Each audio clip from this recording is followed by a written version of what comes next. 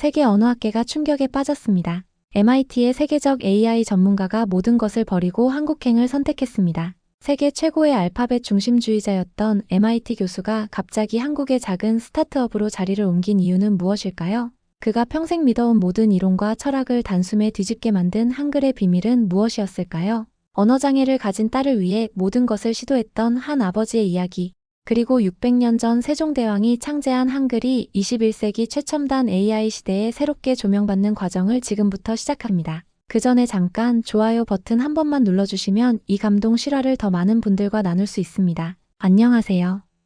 저는 MIT 언어지능연구소의 데이비드 라슨입니다. 인공지능 언어 모델 설계 분야에서 20년 경력을 가진 전문가로 많은 사람들이 저를 이 분야의 선구자라고 부르죠. 하지만 그들은 제 내면의 깊숙한 곳에 자리 잡은 확고한 신념을 모릅니다. 결국 모든 효율적인 AI 시스템은 알파벳, 특히 영어를 기반으로 해야 한다. 이것이 제 연구의 핵심 원칙이었습니다. 간결함과 논리성을 갖춘 알파벳만이 미래 AI의 근간이 될 자격이 있다고 생각했어요. 이건 단순한 의견이 아니라 제게는 과학적 사실과 같았습니다. 저는 다른 문자 체계들이 지나치게 복잡하고 비효율적이라고 믿었죠.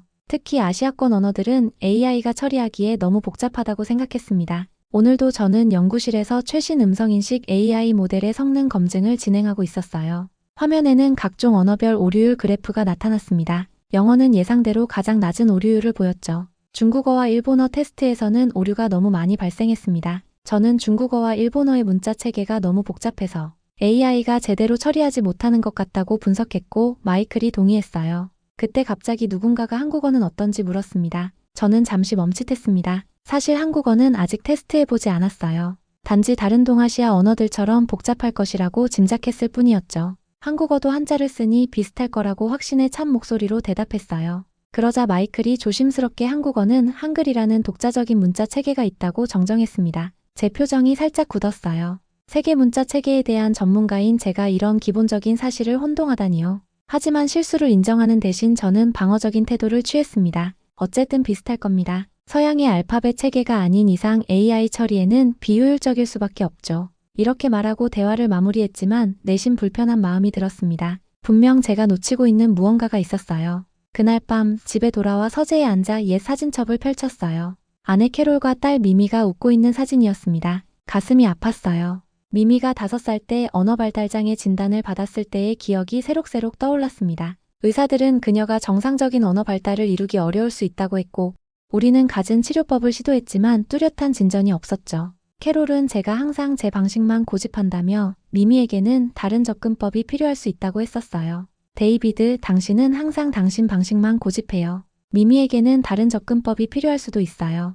이것이 그녀가 집을 나서며 한 마지막 말이었습니다. 그 후로 미미는 한 달에 한 번 저를 만나러 왔지만 대화는 거의 없었어요. 그녀는 대부분의 의사소통을 태블릿을 통해 했습니다. 아직도 제대로 말을 하지 못하는 미미를 볼 때마다 제 마음은 무너집니다. 그래서 저는 더욱 AI 언어 모델 개발에 집착했어요. 미미와의 소통이 어려우니 적어도 기술적으로 이런 문제를 해결하려 했던 겁니다. 언젠가는 모든 언어 장애를 극복할 완벽한 AI를 만들겠다는 열망이 제게 있었죠. 내 딸이 말을 할 수 있게 해주는 기술을 개발하겠어. 저는 사진을 바라보며 다짐했습니다. 그리고 내일은 한국어 테스트도 추가해야겠다고 생각했어요. 무시할 수는 없는 일이니까요. 비록 결과는 뻔하다고 생각했지만 말입니다. 다음 날 저는 연구실에 일찍 도착했어요. 최근 개발한 언어 모델을 미미에게 적용하기 위한 테스트를 준비하고 있었습니다. 이 모델은 영어를 기반으로 하여 언어장애가 있는 사람들의 불완전한 발음을 인식하고 이해하는 데 초점을 맞췄죠. 몇 주간의 야근 끝에 완성한 프로젝트였습니다. 제 연구팀은 이 모델이 혁신적이라고 생각했고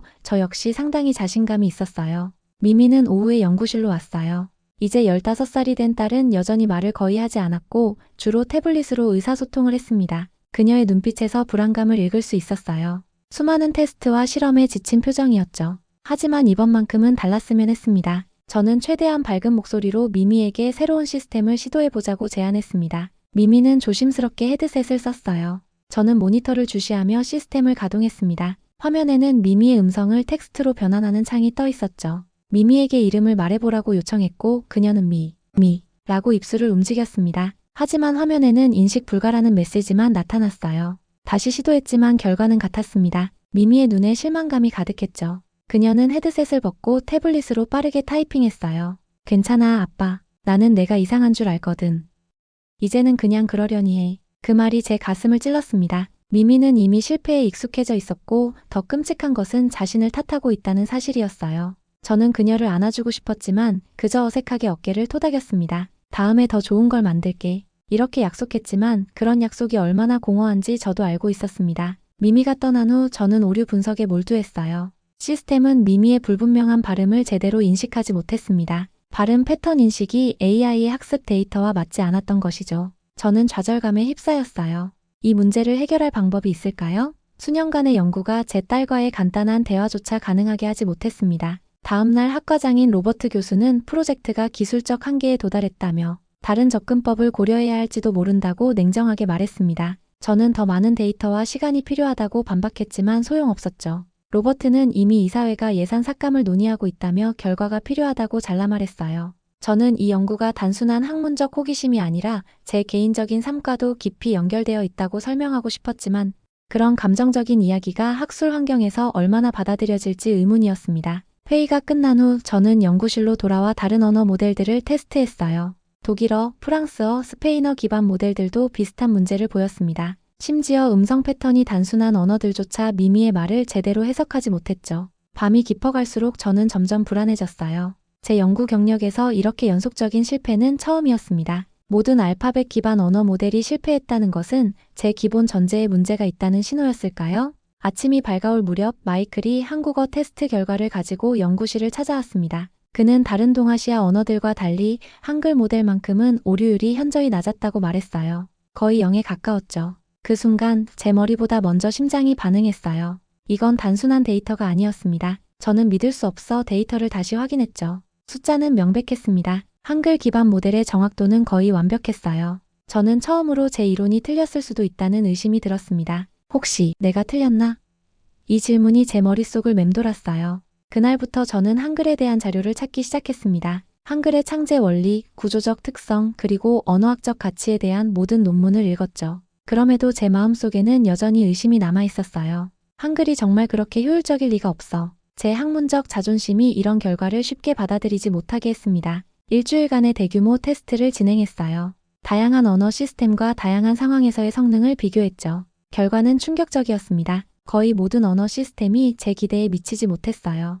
영어 기반 모델도 마찬가지였죠. 특히 미묘한 감정 표현이나 복잡한 문맥 이해에서 오류가 많았어요. 하지만 한글 모델만큼은 달랐습니다. 다른 모든 언어가 실패한 영역에서도 한글만큼은 놀라운 성능을 보였어요. 숫자들이 명확하게 증명하고 있었죠. 마이클은 서울에 있는 김윤정 박사의 한글 기반 AI 스타트업을 소개해 주었어요. 그녀가 언어장애 환자들을 위한 혁신적인 솔루션을 개발했다는 이야기였습니다. 순간 제 마음속에 작은 희망이 일었죠. 미미를 위한 해결책이 있을지도 모른다는 생각이 들었어요. 그날 밤 저는 김윤정에게 장문의 이메일을 보냈어요. 제 연구와 미미에 대해 그리고 한글에 대한 제 의문에 대해 솔직하게 적었습니다. 다음날 아침 김윤정은 그녀의 스타트업이 한글의 구조적 특성을 활용한 AI 모델을 개발했으며 서울로 직접 방문하면 자세히 소개해주겠다고 답했어요. 제 손가락이 키보드 위에서 떨렸습니다. 서울까지 가야 할까요? 그것은 제가 지금까지 믿어온 모든 것에 의문을 던지는 행동이었죠. 하지만 미미를 위해서라면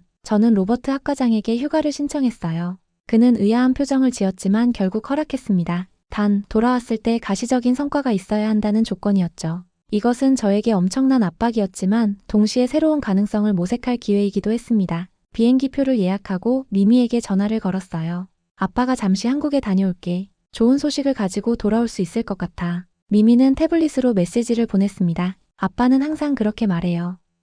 이번엔 진짜예요? 그녀의 불신이 제 마음을 무겁게 했지만 이번에는 정말 다를 거라고 약속했어요.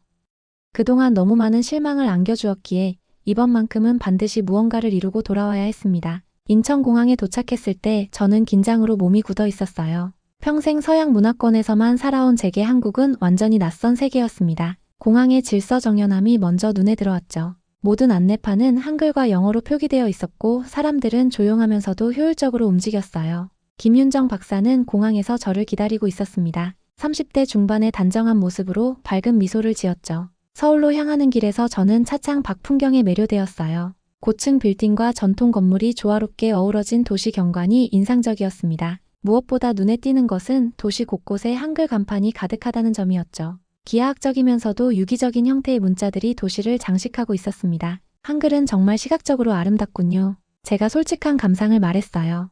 윤정이 미소 지었습니다. 네, 한글은 과학적 원리로 만들어졌지만 예술적 아름다움도 갖고 있어요. 모든 글자가 조화를 이루도록 설계되었거든요. 그녀의 설명에 저는 더욱 흥미를 느꼈습니다. 한글지능연구소라는 그녀의 스타트업 사무실은 강남의 현대적인 빌딩에 위치해 있었어요. 윤정은 한글의 구조를 스크린에 보여주었습니다. 한글은 자음과 모음이 조합되어 하나의 음절을 형성해요. 각 글자는 발음기관의 모양을 본떠 만들어졌고 논리적인 체계를 가지고 있습니다. 그녀는 자세히 설명해 주었어요. 한글의 기본 자음 기역, 니은, 미음 등이 실제로 발음할 때 혀나 입의 모양을 형상화했다는 점이 놀라웠습니다. 윤정이 시연한 AI 시스템은 정말 놀라웠어요. 불분명한 발음도 정확하게 인식하고 심지어 화자의 감정까지 분석할 수 있었습니다. 어떻게 이런 정확도를 구현할 수 있었나요? 제가 놀라움을 감추지 못했어요. 한글의 과학적 설계가 AI 학습에 최적화되어 있기 때문입니다. 자음과 모음이 명확하게 구분되고 조합 원리가 단순하면서도 체계적이에요. 윤정의 설명은 제 학문적 호기심을 자극했습니다. 점점 제 마음속에 있던 의심이 사라지기 시작했어요. 그런데 그때 윤정이 뜻밖의 제안을 했습니다. 오늘 저녁에 제 아버지를 만나보시겠어요? 아버지는 한글로 인생이 바뀐 분이에요. 저는 호기심에 동의했습니다. 그날 저녁 저희는 서울의 한 전통 한옥에 도착했어요.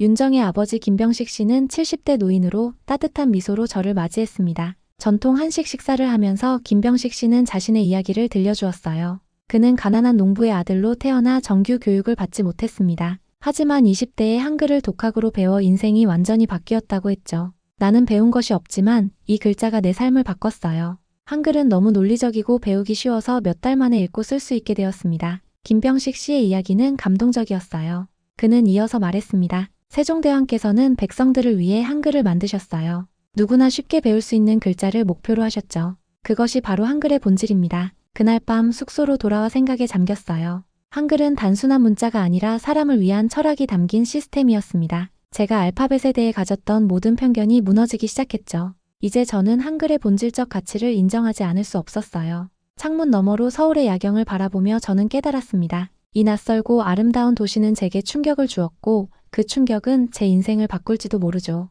다음 날 아침 저는 새로운 결심을 했어요. 한글의 가능성을 직접 테스트해보기로 한 것입니다. 윤정의 스타트업에서 개발한 AI 시스템을 미미에게 적용해보고 싶었죠. 저희는 이틀 동안 집중적으로 작업했어요. 윤정의 팀은 미미의 언어 패턴과 발화 특성에 맞게 시스템을 조정했습니다. 드디어 저는 영상통화로 미미와 연결하여 테스트를 진행했죠. 미미가 화면에 나타났어요. 그녀의 표정은 여전히 불안해 보였습니다. 이전의 수많은 실패로 인해 기대를 접은 듯했죠. 안녕 미미. 이번에는 새로운 방식으로 해볼게. 한글 기반 시스템이야. 괜찮을 거야. 제가 최대한 자신감 있게 말했습니다. 미미는 고개를 살짝 끄덕였어요. 윤정이 시스템을 가동했고 미미에게 간단한 문장을 말해보라고 요청했습니다. 미미는 천천히 입을 열었어요. 안녕하세요. 그녀는 한국어 인사말을 따라 말했습니다. 제 심장이 빠르게 뛰었어요. 화면에 정확하게 안녕하세요라는 텍스트가 나타났습니다. 더 놀라운 것은 시스템이 미미의 감정 상태까지 분석했다는 점이었어요. 긴장, 약간의 두려움, 희망이라고 표시되었습니다. 미미의 눈이 커졌고 더 많은 단어를 시도했어요. 시스템은 계속해서 정확하게 인식했고 처음으로 미미의 얼굴에 진정한 미소가 번졌습니다. 그 미소는 사진 속에서도 본 적 없는 표정이었어요. 저는 처음으로 진짜 미미를 만난 것 같았습니다. 10년 동안의 벽이 순식간에 무너진 것 같은 느낌이었어요. 미미가 이거 좋아요. 아빠라고 말했을 때 제 눈에서 눈물이 흘렀어요. 10년 동안 제대로 소통하지 못했던 제 딸과 한글 기반 AI가 단 몇 분 만에 다리를 놓아준 것이었습니다. 이건 문자 이상의 무언가야. 제가 감격에 차서 중얼거렸어요. 윤정이 설명했습니다. 한글은 음소 단위로 분절되어 있어서 불완전한 발음도 패턴화하기 쉽습니다. 또한 자음과 모음의 조합 원리가 논리적이라 AI가 학습하기에 최적화되어 있죠. 특히 한글의 자음은 발음 기관의 모양을 본떠 만들어져 시각적으로도 발음 방법을 암시합니다. 테스트가 끝난 후 저는 미미에게 물었어요. 어땠어? 이 시스템이 도움이 될 것 같니? 미미는 태블릿 대신 직접 말로 대답했습니다. 아빠. 그 두 마디가 저를 완전히 무너뜨렸어요. 제 딸이 저를 아빠라고 부른 것은 정말 오랜만이었습니다. 감정을 추스르며 저는 윤정에게 고개를 숙였죠. 정말 감사합니다. 이건 기적이에요. 윤정은 미소를 지었어요. 기적이 아니라 과학입니다. 한글의 과학적 원리가 만든 결과죠. 그날 밤 저는 숙소에서 MIT 본부에 장문의 이메일을 작성했습니다. 한글 기반 AI 시스템의 놀라운 성과와 앞으로의 연구 방향에 대해 상세히 설명했죠. 하지만 로버트 학과장의 답장은 냉담했어요. 그는 단일 사례로 결론을 내리기 어렵다며 더 많은 데이터와 검증이 필요하다고 했습니다. 저는 즉시 2주간의 임상 실험을 계획했어요. 다양한 언어장애를 가진 30명의 환자들에게 한글 기반 AI를 적용했고 결과는 압도적이었습니다. 85%가 의사소통 능력 향상을 보였죠. 특히 영어나 다른 언어를 사용하는 외국인 환자들도 한글의 음성학적 구조를 통해 더 나은 결과를 얻었어요. 검증 가능한 데이터가 쌓이면서 저는 이 시스템이 언어 장벽을 뛰어넘는 보편적 도구가 될 수 있다는 확신이 들었습니다. 데이터를 분석하면서 저는 한글의 특별한 점을 더 깊이 이해하게 되었어요. 한글은 단순히 소리를 표기하는 수단이 아니라 인간의 발화 메커니즘을 과학적으로 분석하여 만든 시스템이었습니다. 모든 자음은 발음 기관의 모양을 본떠서 만들어졌고 모음은 하늘, 땅의 사람이의 철학적 개념을 반영하고 있었어요. 이런 체계적이고 과학적인 접근이 인공지능과 놀랍도록 잘 맞아떨어진다는 사실이 흥미로웠습니다. 결과를 들고 미국으로 돌아가기 전날 윤정의 아버지 김병식 씨가 저를 다시 만나자고 했어요. 그는 작은 종이 한 장을 제게 건넸습니다. 이것은 훈민정음 해례본의 일부입니다. 한글이 창제된 원리를 설명한 문서죠. 번역해드릴게요. 사람의 소리는 자연의 이치를 따르니 이 글자도 그 이치를 본받아 만들었다. 한글은 처음부터 인간과 자연의 조화를 추구했어요. 김병식 씨의 말은 깊은 울림을 주었습니다. 그 말이 제 마음에 깊이 새겨졌어요. 제가 지금까지 연구해온 AI의 목표도 결국은 인간과 기술의 조화 아니었을까요? 한글은 600년 전에 이미 그 철학을 담고 있었죠. 미국으로 돌아가는 비행기에서 저는 제 연구의 방향을 완전히 바꾸기로 결심했어요. 인간을 위한 기술, 그것이 진정한 AI의 미래여야 했습니다. MIT로 돌아온 저는 즉시 연구팀을 소집했어요. 한국에서의 발견과 임상 실험 결과를 상세히 발표했습니다. 팀원들의 반응은 다양했죠. 일부는 놀라움과 흥미를, 다른 일부는 여전히 회의적인 태도를 보였어요. 특히 오랫동안 알파벳 중심 연구에 투자해온 선임 연구원들은 새로운 패러다임을 받아들이기 어려워했습니다. 로버트 학과장은 직접적이었습니다. 데이비드, 흥미로운 발견이지만 알파벳 기반 모델을 완전히 포기하기에는 투자가 너무 많이 들어갔어요. 이 사회를 설득할 수 있을지 모르겠습니다. 저는 단호하게 말했어요. 제가 결과를 보여드렸습니다. 한글 기반 모델이 언어장애 환자들에게 얼마나 효과적인지 증명했어요. 이것은 단순한 학문적 호기심이 아니라 실제 사람들의 삶을 바꿀 수 있는 기술입니다. 그럼에도 불구하고 연구소의 분위기는 냉담했습니다. 저는 세계 언어학계에 한글의 AI 적용에 관한 논문을 제출했지만 전통적인 언어학적 관점에서 벗어났다는 이유로 거절되었어요. 제출하신 논문은 흥미롭지만 전통적인 언어학적 관점에서 벗어나 있습니다. 더 많은 검증이 필요합니다. 이런 내용의 거절 메일을 받았을 때 저는 깊은 좌절감을 느꼈습니다. 이것은 단순한 학문적 거부가 아니었어요. 저는 이것이 깊은 편견, 즉 비서구적 언어 시스템에 대한 뿌리 깊은 불신임을 깨달았습니다. 학계의 주류는 서양의 문자 체계만이 AI 발전의 기초가 될 수 있다는 생각에 너무 오랫동안 갇혀 있었어요. 부끄럽게도 저도 평생 동안 그런 편견을 가지고 있었다는 사실을 인정할 수밖에 없었습니다. 미미와의 주간 통화에서 저는 이런 좌절감을 내비쳤어요. 하지만 놀랍게도 미미는 오히려 제게 포기하지 말라며 격려했습니다. 아빠, 포기하지 마세요. 이 시스템이 저에게 도움이 됐어요. 다른 사람들에게도 도움이 될 거예요. 그녀의 발음은 여전히 완벽하지 않았지만 자신감 있게 말하는 모습이 보기 좋았습니다. 한글 AI 시스템을 계속 사용하면서 그녀의 발음이 상당히 개선되고 있었어요. 그날 저녁 한국에서 온 패키지를 받았습니다. 김병식 씨가 보낸 것이었죠. 작은 상자 안에는 손으로 쓴 편지가 들어있었어요. 라슨 교수님, 당신이 옳았다는 걸 세상도 곧 알게 될 거예요. 한글은 600년 동안 많은 편견과 싸워왔습니다. 하지만 진실은 항상 승리합니다. 그 말이 제게 큰 용기를 주었어요. 다음 날 아침 저는 결단을 내렸습니다. 로버트 학과장을 찾아가 사직서를 제출했어요. 정말 그렇게 할 건가요? 로버트가 놀라워했어요. 네, 저는 한글 기반 언어 모델에 대한 연구를 계속하겠습니다. MIT가 함께할 수 없다면 제 혼자서라도 해야겠어요. 이 기술이 얼마나 중요한지 제 딸을 통해 직접 봤습니다. 연구실을 정리하면서 마이클이 제게 다가왔습니다. 교수님, 저도 함께 가고 싶습니다. 이 연구가 정말 중요하다고 생각해요. 한 명의 동료라도 제 비전을 믿어준다는 것은 큰 힘이 되었죠. 실험실에 다른 몇몇 젊은 연구원들도 합류하겠다고 했습니다. 그들도 한글 기반 AI의 잠재력을 보았던 것이죠. 한 달 후 저와 작은 연구팀은 미미와 함께 서울로 이주했어요. 미미는 한국의 언어치료사와 함께 집중적인 치료를 받기 시작했고 한글 AI 시스템을 통해 매일 발전을 보였죠. 윤정은 기꺼이 그녀의 한글지능연구소에 저희를 받아들였고 함께 연구를 발전시켜 나갔습니다. 한글지능연구소에서의 첫 회의에서 저는 새로운 비전을 제시했어요. 이건 단순히 한글이 아니라 미래 언어입니다. 한글의 구조적 원리를 모든 언어에 적용할 수 있는 범용 AI 모델을 개발합시다. 언어의 장벽을 넘어 모든 사람이 자연스럽게 소통할 수 있게 하는 것이 우리의 목표입니다. 6개월 동안의 집중적인 연구 끝에 저희는 혁신적인 언어 처리 모델을 완성했어요. 이 모델은 한글의 구조적 원리를 다른 언어에도 적용하여 모든 언어에서 높은 정확도를 보였습니다. 특히 언어장애가 있는 사람들의 불명확한 발음도 놀라운 정확도로 인식했죠. 이 기술은 곧 세계적인 관심을 받기 시작했습니다. 심지어 MIT의 로버트 학과장도 저희의 성과를 듣고 방문했죠. 정말 인상적인 결과군요. 솔직히 처음에는 회의적이었지만 이제 저도 인정합니다. 당신이 옳았어요, 데이비드. 그의 진심 어린 사과에 저는 감동했습니다. 이것은 단순한 개인적 승리가 아니라 과학적 진실이 편견을 이겨낸 순간이었습니다. 편견의 벽을 뚫는 것은 쉽지 않았어요. 하지만 저는 진실이 결국 승리한다는 김병식 씨의 말이 옳았음을 깨달았습니다. 한글지능연구소의 연구 결과가 세계적으로 주목받기 시작하면서 이전에 거절했던 학술지들도 저희의 논문을 게재하기 시작했습니다. 언어학계에서도 점차 한글의 구조적 우수성에 대한 인식이 확산되었어요. 1년 후 저는 유네스코 본부에서 열리는 세계 언어기술 컨퍼런스의 기조연설자로 초청받았어요. 파리의 유네스코 건물 연단에서 수백 명의 전문가들 앞에 섰죠. 10년 전까지만 해도 제가 이런 자리에서 한글의 우수성을 말하게 될 거라고는 상상도 못했습니다.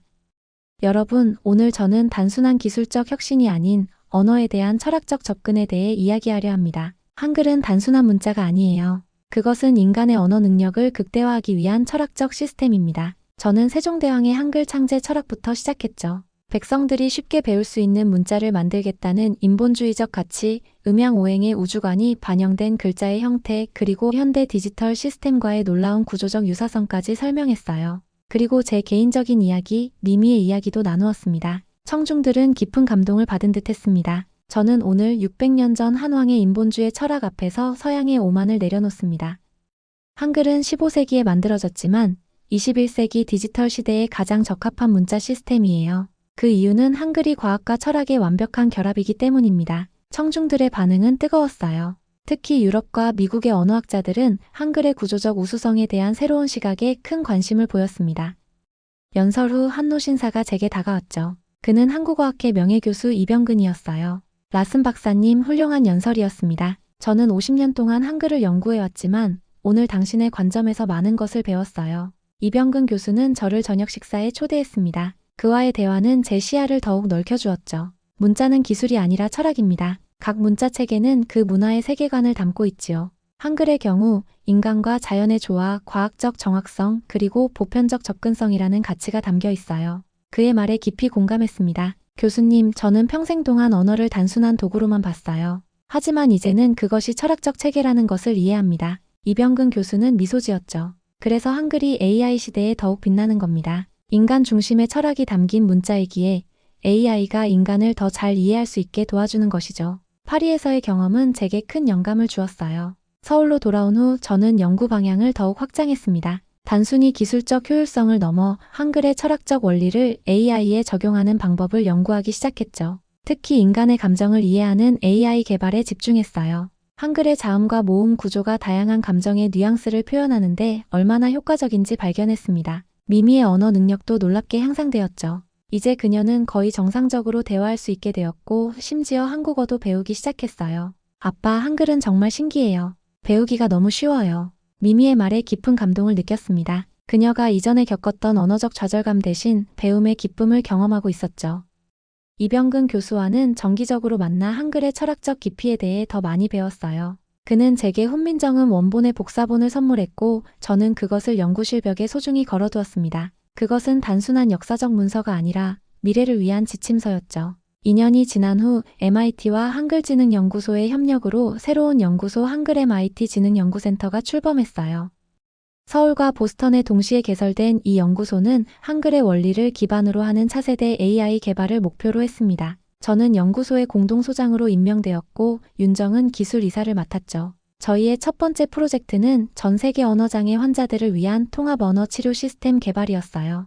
이 시스템은 한글의 음소 체계를 기반으로 하되 모든 언어에 적용 가능하도록 설계되었습니다. 임상 테스트 결과 90% 이상의 환자들에게서 의사소통 능력 향상이 관찰되었죠. 이 기술은 특히 저소득 국가와 교육 자원이 부족한 지역에서 큰 호응을 얻었습니다. 미미는 이제 대학에 입학했어요. 그녀는 언어학과 컴퓨터 과학을 복수 전공하기로 결정했습니다. 자신의 경험을 바탕으로 다른 언어장애 환자들을 돕고 싶다는 열망이 생겼죠. 아빠, 제가 처음으로 말을 제대로 했을 때의 그 기쁨을 다른 사람들도 느낄 수 있게 하고 싶어요. 미미는 이제 자신의 과거 고통을 다른 이들을 돕는 원동력으로 삼고 있었습니다. 미미의 말에 깊은 자부심을 느꼈습니다. 제 딸은 이제 단순한 환자가 아니라 변화를 만들어가는 주체가 되었죠. 그녀는 자신의 과거의 고통을 초월하여 그것을 다른 이들을 돕는 원동력으로 삼았습니다. 이것이야말로 진정한 치유의 과정이라고 생각합니다. 연구소의 성과가 쌓이면서 세계 각국의 교육기관과 의료시설에서 저희의 시스템을 도입하기 시작했어요.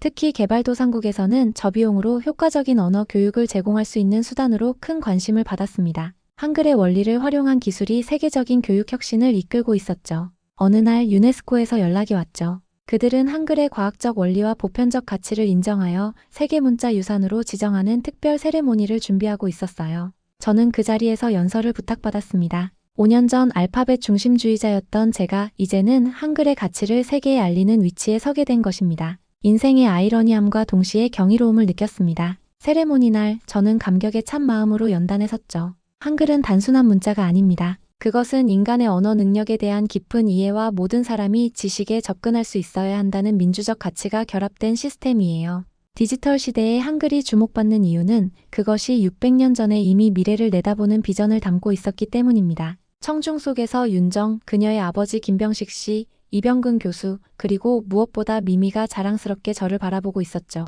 그들은 제 여정의 중요한 부분이었어요. 편견의 벽을 넘어 새로운 가능성을 발견하도록 도와준 사람들이었습니다. 연설을 마치고 내려오자 미미가 저를 꼭 안아주었죠. 아빠, 정말 자랑스러워요. 아빠 덕분에 제 인생이 바뀌었어요. 그 말에 저는 눈물을 참을 수 없었습니다. 아니야, 미미. 네가 내 인생을 바꿨어. 그리고 한글이 우리 모두의 인생을 바꾸었지. 현재 저희 연구소는 인간의 감정을 이해하고 공감할 수 있는 AI 개발에 집중하고 있어요. 한글의 구조적 특성이 감정 표현의 미묘한 차이를 인식하는데 탁월하다는 것을 발견했기 때문입니다. 언어의 장벽을 뛰어넘어 인간과 인간, 인간과 기계 사이의 깊은 이해와 공감을 가능하게 하는 기술을 개발하고 있습니다. 오늘도 연구실에 앉아 새로운 프로젝트를 구상하면서 저는 생각해요.